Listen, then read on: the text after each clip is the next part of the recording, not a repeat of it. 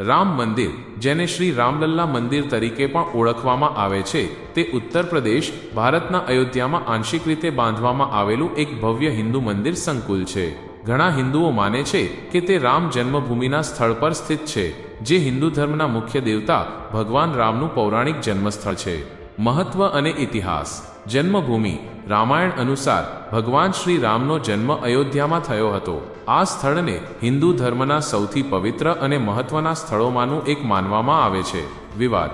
15મી સદીમાં મુઘલો દ્વારા આ જન્મભૂમિ પર બાબરી મસ્જિદ બનાવવામાં આવી હતી. હિન્દુઓની માન્યતા હતી કે આ મસ્જિદ એક પ્રાચીન હિન્દુ મંદિરને તોડીને બનાવવામાં આવી હતી. આના કારણે સદીઓ સુધી એક લાંબો અને જટિલ કાનૂની વિવાદ ચાલ્યો. સુપ્રીમ કોર્ટનો નિર્ણય. નવેમ્બર 2019માં ભારતીય સુપ્રીમ કોર્ટે ઐતિહાસિક ચુકાદો આપ્યો, જેમાં વિવાદિત જમીન પર રામ મંદિરના નિર્માણનો માર્ગ મોકળો કર્યો. ભૂમિપૂજન. 5 ઓગસ્ટ 2020ના રોજ વડાપ્રધાન નરેન્દ્ર મોદી દ્વારા રામ મંદિરના નિર્માણ માટે શિલાન્યાસ ભૂમિપૂજન કરવામાં આવ્યું હતું. નિર્માણ અને વિશેષતાઓ. નિર્માણ શૈલી. રામ મંદિરનું નિર્માણ સંપૂર્ણપણે ભારતીય નાગર શૈલી પ્રમાણે સ્વદેશી રીતે કરવામાં આવ્યું છે. સામગ્રી. મંદિરના નિર્માણમાં પર્યાવરણ અને જળ સંરક્ષણ પર ખાસ ધ્યાન આપવામાં આવ્યું છે. લક્ષણો.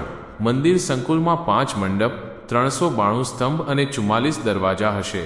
વિશાળતા. મંદિર પરિસરનો કુલ 70 એકર વિસ્તાર છે, જેમાંથી 70% જેટલો ભાગ હંમેશા હરિયાળીથી ભરપૂર રહેશે. આયુષ્ય. આ મંદિર 1000 વર્ષો સુધી અડીખમ રહેશે તેવું માનવામાં આવે છે. ટ્રસ્ટ.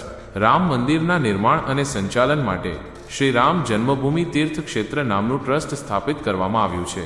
વર્તમાન સ્થિતિ. પ્રાણ પ્રતિષ્ઠા. 22 જાન્યુઆરી 2024ના રોજ વડાપ્રધાન નરેન્દ્ર મોદી દ્વારા નવનિર્મિત રામલલ્લા મંદિરમાં ભવ્ય પ્રાણ પ્રતિષ્ઠા સમારોહ યોજાયો હતો. આ સમારોહ પછી 24 જાન્યુઆરીથી મંદિર ભક્તો માટે ખુલ્લું મૂકવામાં આવ્યું હતું. રામલલ્લાની મૂર્તિ. રામલલ્લાની પ્રતિમા કર્ણાટકમાં તુંગભદ્રા નદીના કિનારે પહાડીઓમાંથી લાવવામાં આવેલા પથ્થરોમાંથી બનાવવામાં આવી છે. દાન.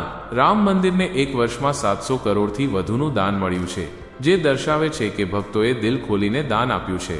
રામ મંદિર માત્ર એક ઇમારત નથી, પરંતુ સદીઓથી ભારતના હૃદયમાં વસેલી આસ્થા અને પરંપરાનો ખજાનો છે. તે કરોડો હિન્દુઓની આસ્થા અને ભક્તિનું પ્રતીક છે.